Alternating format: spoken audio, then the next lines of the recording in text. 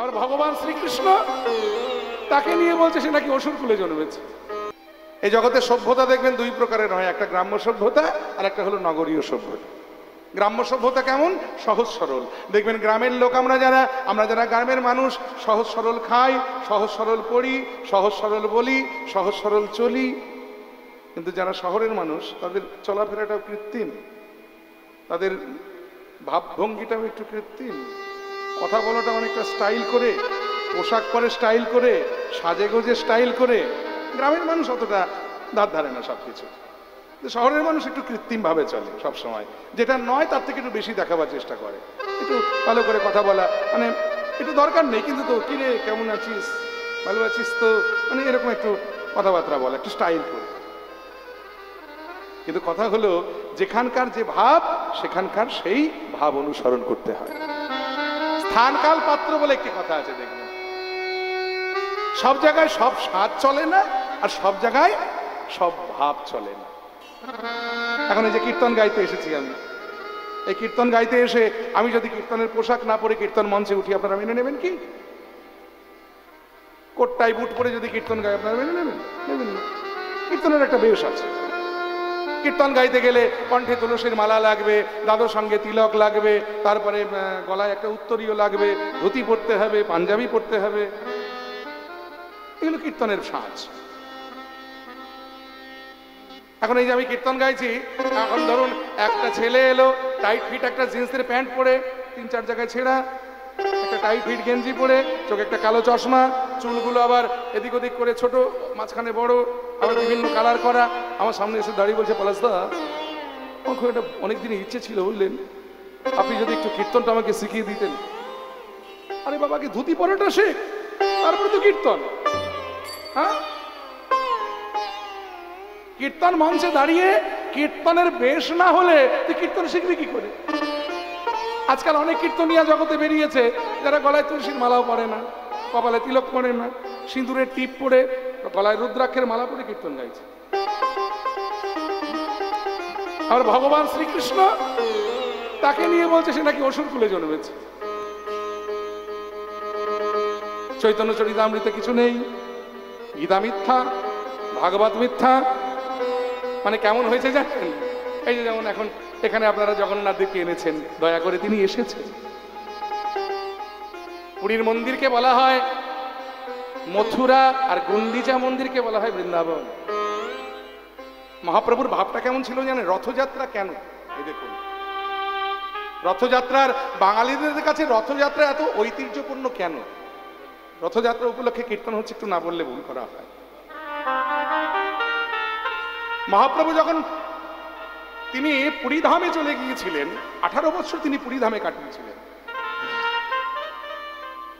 এই যে রথযাত্রার সময় যখন বলরাম, সুভদ্রা এবং জগন্নাথ তিনটি আলাদা আলাদা রথে চেপে পুরীর মন্দির থেকে গুন্ডিচা মন্দিরের উদ্দেশ্যে রওনা হতেন, মহাপ্রভু ওই জগন্নাথের রথের দিকে জগন্নাথের বদন পানে এক দৃষ্টে চেয়ে তিনি নয়নের জল বদন ভাসিয়ে তিনি প্রেমানন্দে ওই জগন্নাথের বদন পানে চেয়ে অমনি তিনি প্রেমানন্দে গাইতেন, বহুদিন পরে বধুয়া এলে দেখা না হতো পরাণ গেলে, বহুদিন পরে বধুয়া এলে দেখা না হতো পরাণ গেলে, মনে হয় আর দেখা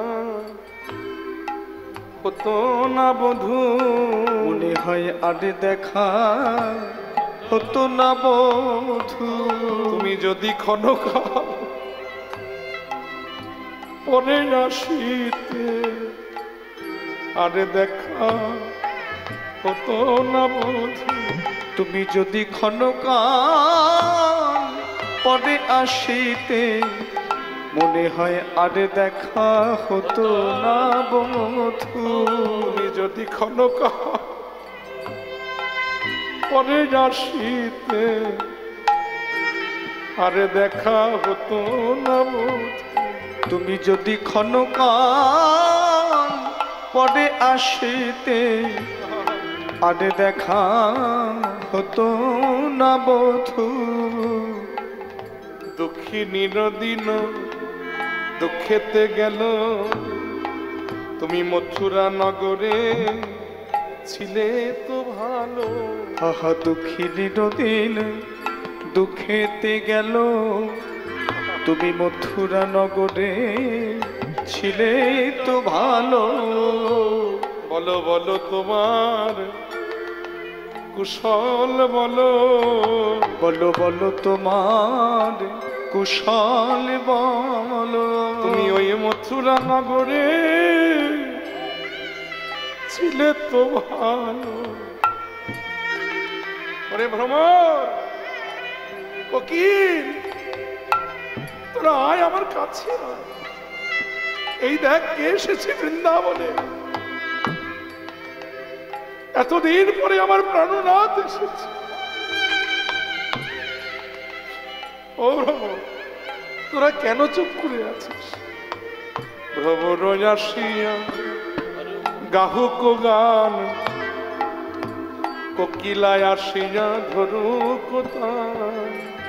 ভ্রমর আসিয়া গাহুক গান, কোকিলা আসিয়া ধরুক তান। ওরে ভ্রমর তোরা গান কর রে, ওরে ভ্রমর তোরা গান কর রে। তোরা আমার হরির জয়, হরির জয় জয় দে রে। হরিকে পরাজিত করে এসেছে হরি, বা হরির জয়, হরির জয় জয় দে রে। হরিকে পরাজিত করে এসেছে হরি, হরির জয়, হরির জয় জয় দে রে। ওরে ভ্রমর তোরা গান কর রে। এই হচ্ছে মহাপ্রভুর ভাব। মহাপ্রভু এখানে নিজেকে ভাবতেন রাধার, জগন্নাথকে কৃষ্ণ রূপে তিনি দেখতেন আর ভাবতেন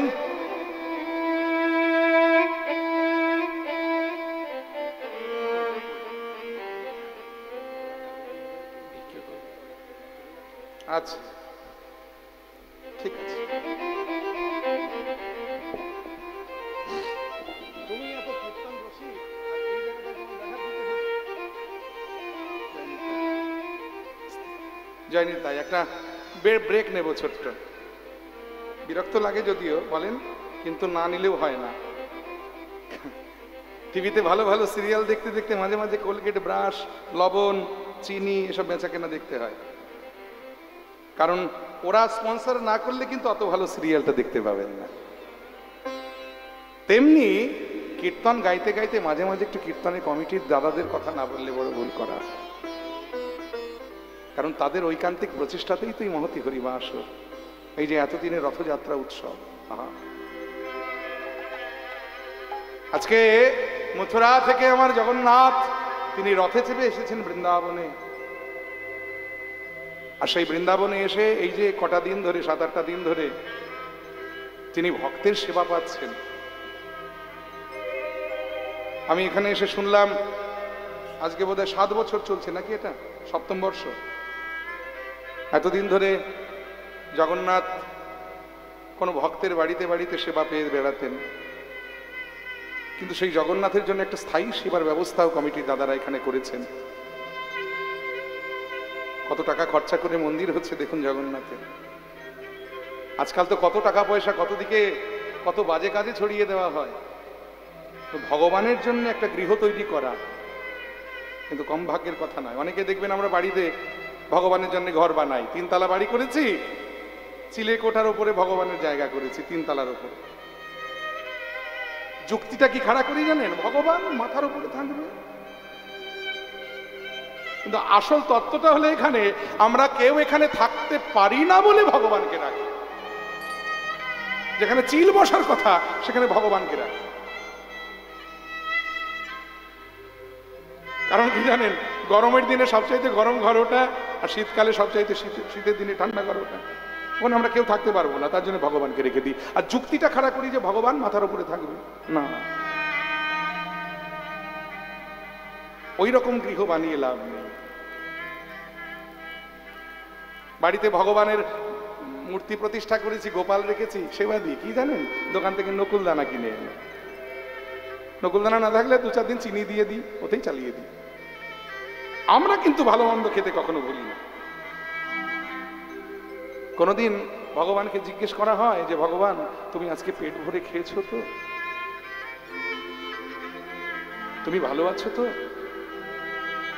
এই যে ভগবানের জন্য এইটুকু দেওয়া, এতে কি, এটা কি বলে, এটাকে বলা হয় আত্মনিবেদন।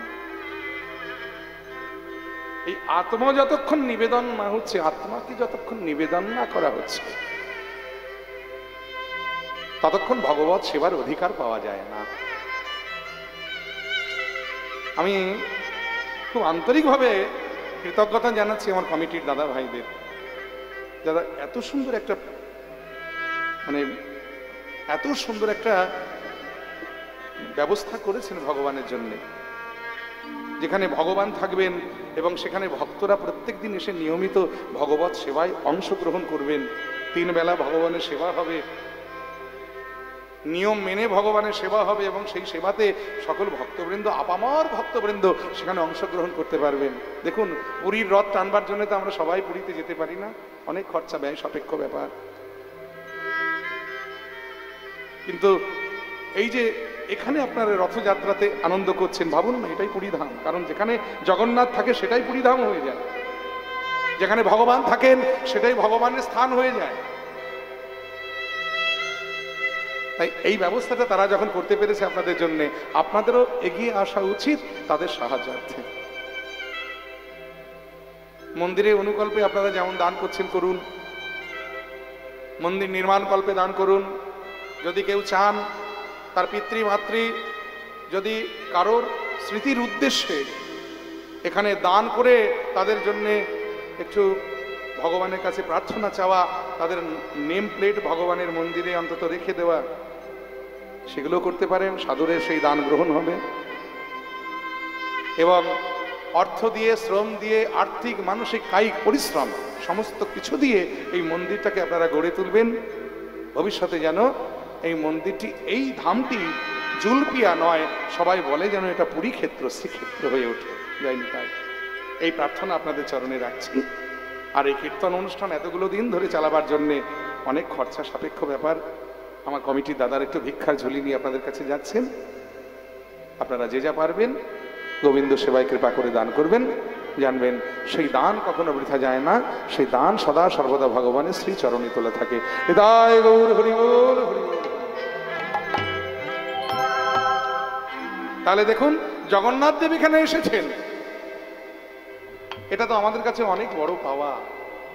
আর সেইখানে জগন্নাথ দেবকে আমরা কীর্তন শোনাতে এসেছি, এটাও আমাদের কাছে অনেক পাওয়া। এখন কীর্তন শোনাতে এসে কীর্তনের বেশ না করলে তো যায়নি তাই, সেটা ভুল হবে। ওই যে কথায় ছিলাম আর কি, মানে ওই যে ভগবানের নামে গালিগালাজ করা, ভগবানকে গাল দেওয়া, ভগবানকে অসুর বলা, কথা যখন উঠলে একটু বলেই নি। এটা কেমন হয় জানেন? ধরুন আপনাকে নেমন্তন্ন করে বাড়িতে নিয়ে এসেছি, সদর দরজায় একটা বড় তালা ঝুলিয়ে দিয়েছি, তালা ঝুলিয়ে আপনাকে আপনার গোষ্ঠী ষষ্ঠী পুজো করছি। আপনি পারবেন না বাড়ি ফিরে যেতে, পারবেন না সেখানে দাঁড়িয়ে থাকতে। যে হরিবাসরে ভগবানের নামে গালমন্দ হয়, সেখানে ভগবানের দশাটা ঠিক এই প্রকার হয়। খবরদার এই ভুলটি আপনারা কেউ করবেন না। যায়নি তাই, হরি কৃষ্ণ। এই দেখুন, তাহলে শহরীয় সভ্যতা মানে নগরীয় সভ্যতা এবং গ্রাম্য সভ্যতা, দুটো সভ্যতা আলাদা। অতএব গদাধর, তুমি বাঁশি বাজানো শিখতে এসেছো, তোমায় কিছু পন্থা অবলম্বন করতে হবে। কি? তুমি আগে শিখো নাগরালি, তারপরে শিখো বাঁশি। তুমি আগে শিখো নাগরালি, তারপরে শিখো বাঁশি। আগে ভালো করে দাঁড়াতে শেখো, আগে ভালো করে দাঁড়াতে শিখো। তোমার অধরে মুরলি ধরে ভালো করে দাঁড়াতে শেখো। ওই অধরে মুরলি ধরে নব কৈশোর নট বলে, অধরে মুরলি ধরে নব কৈশোর নট বলে, অধরে মুরলি কৈশোর নটবরে ভালো করে দাঁড়াতে শেখো গদাধর কহে প্রভু সে কেমন কেমন প্রকার বংশী কহে। এখানে একটা কথা একটু বলে নি, ওই যে কুঞ্জের মধ্যে যখন রাধারানী ঠিক করে নিলেন তিনি গদাধর হয়ে আসবেন, আর কৃষ্ণচন্দ্র তিনি ঠিক করে নিলেন তিনি গৌর হয়ে আসবেন, তখন একজন আর থাকতে পারলেন না, চিৎকার করে ডেকে ফেললেন, প্রভু ও প্রভু কে? আমি গো আমি, তোমার কোমরে গোজা রয়েছি, তোমার করের মোহন বংশী, আমি তোমায় ডাকাডাকি করছি। বলে সে কি, তুমি আমায় ডাকাডাকি করছো কেন অসময়? বলে বাহ, দুজনে মিলে ঠিক করে নিলে একজন গৌর হয়ে যাবে আর একজন গদাধর হয়ে যাবে, আমার গতিটা কি হবে, আমাকে কোথায় রেখে যাবে? বলে দেখো বংশী, নবদ্বীপে তোমার তো যাওয়ার কোনো দরকার নেই, কারণ নবদ্বীপে তোমাকে প্রয়োজন নেই। বলে বাহ প্রভু বাহ, এতকাল তোমার বৃন্দাবনে তোমার অধরে সুধা পান করে তোমার অধরে সুখদান করলাম, আজ এই বৃন্দাবন ছেড়ে নবদ্বীপে চলে যাওয়ার সময় হয়েছে, অমনি তুমি আমায় ভুলে যাচ্ছ প্রভু? ওসব বললে হবে না, আমিও তোমার সঙ্গে যাব, তোমার লীলা আস্বাদন করবো। হরি বল। ভগবান বলেন বেশ, তোমার যদি এতই যাবার ইচ্ছে, আমার নাম যখন ভক্তবান সকল্পতরু, আমি কথা দিলাম যে তোমার বাসনা পূর্ণ হবে, তবে আর বংশী জনম নিয়ে নয়, কারণ বৃন্দাবনে তোমাকে আমার বংশী রূপে দরকার ছিল, নবদ্বীপে আর দরকার নেই, প্রয়োজন নেই। তাই আগত কলিযুগে আমি যখন নদিয়ায় গিয়ে গৌরাঙ্গ হব, সেদিন তুমিও কলিযুগে বংশী জন্ম নিয়ে নয়, তুমিও মনুষ্য কুলে জন্মগ্রহণ করো, নাম হবে তোমার বংশী বদন দাস, তুমি হবে পদাবলী রচয়িতা, তোমার রচিত পদাবলী আমি আস্বাদন করে অন্তরে সুখ অনুভব করব। করিব। আর এই কথা শুনে অমনি সঙ্গে সঙ্গে কি হলো, গদাধর কহে প্রভু সে কেমন প্রকার, কেমন প্রকার বংশী কহে নয়ন বাঁকা, নয়ন বাঁকা ত্রিভঙ্গ ত্রিভঙ্গ আকার। ওগো বংশী কহে নয়ন বাঁকা ত্রিভঙ্গ আকার, নয়ন বাঁকা ত্রিভঙ্গ আকারে বংশী কহে নয়ন বাঁকা ত্রিভঙ্গ আকারে, বংশী কহে নয়ন বাঁকা ত্রিভঙ্গ আকারে, বংশী কহে ত্রিভঙ্গ বংশী কহে নয়ন বাঁকা ত্রিভঙ্গ আকারে, বংশী কহে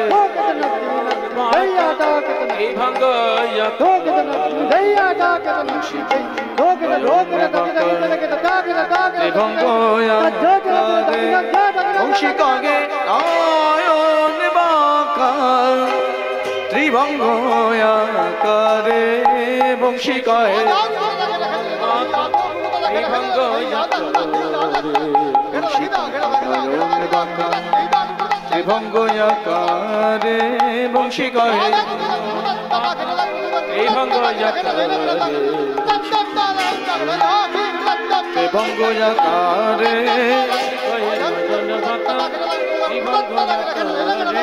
বংশী কহে নয়ন বাঁকা ত্রিভঙ্গ আকারে, বংশী কহে নয়ন বাঁকা ত্রিভঙ্গ আকারে, বংশী কহে নয়ন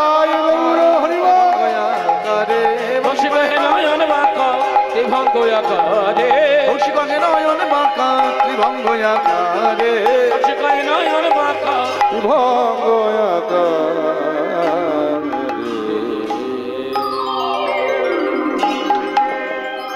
চলে রে আমার সেই মধুর বৃন্দাবন। এতক্ষণ নবদ্বীপে ছিলাম, চলুন এবার যাবো সেই মধুময় সুধাম বৃন্দাবন। তবে দেহ নিয়ে নয়, ভক্ত চতুর একটু চাতুরানি করবো যাতে তাড়াতাড়ি বৃন্দাবনে পৌঁছতে পারে। সেটা হলো আমরা আমাদের মন নিয়ে যদি যাই মধুময় সুধাম বৃন্দাবন। আর মন যদি বৃন্দাবনে চলে যায়, বৃন্দাবন কোথায় গো? যেখানে সাধুগুরু বৈষ্ণবের আগমন সেই তো মধুর বৃন্দাবন, যেখানে হরি হয় হরি নাম সংকীর্তন সেই তো মধুর বৃন্দাবন। আসুন এই বৃন্দাবনে আমরা সবাই মিলে আমাদের মনটাকে বলি, চলে রে আমার মধুর বৃন্দাবন, যমুনা পুরিনে যেথায় কমালের চল রে আমার মন ওই মধুর বৃন্দাবন যমুনা ফুলের রেখা কামালে রে মন একবার চলে রে আমার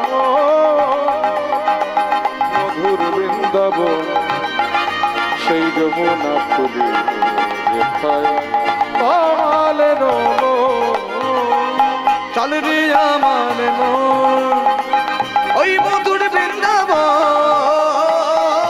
যমুনা ফুলের রেখা কামালে রে মন চেথা ললিতা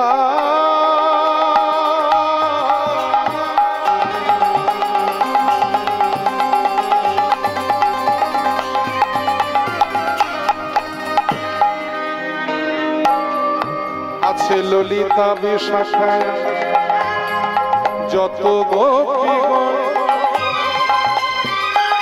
রাধা কুণ্ড শ্যামে কুণ্ড গিরি গোবর্ধন আছে না কুণ্ড শ্যামে কুণ্ড গিরি গোবর্ধন আছে মা যশোদা পিতানন্দ ব্রজবাসীগণ সেই যমুনা পুলিনে তোমাদের চল রে আমার মন ওই মধুর বৃন্দাবন যমুনা ফুলের রেখা কামালে রে মন চল রে আমার মন মধুর বৃন্দাবন যমুনা ফুলের রেখা কামালে রে মন যেথায় শ্রীদাম সুদাম দাম বসে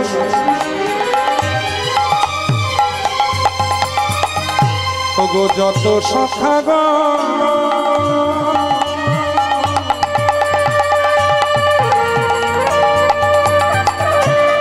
ধবলি শ্যামলি আদি যত গভীর আছে ধমলি সে মলি আদি যত গাভি গাওয়া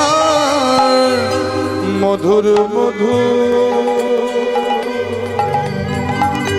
বংশী বাজে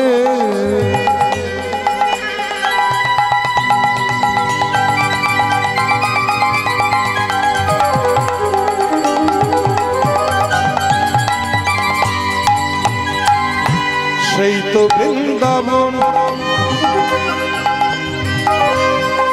যেথায় রাখাল রাজা গোপাল আমার হেলে ওই রাখাল রাজা গোপাল আমার খেলে গলো আছে কেশি ঘাট আর বংশী নিকুঞ্জ কানন সেই যমুনা পুলিনে যেথায় কমালের চল রে আমার মধুর বৃন্দাবন যমুনা ফুলের যেথা কামালে রে বোমা চলে রে মন বৃন্দাবন চলে রে মন বৃন্দাবন চল রে মন বৃন্দাবন চল রে মন বৃন্দাবন চলে রে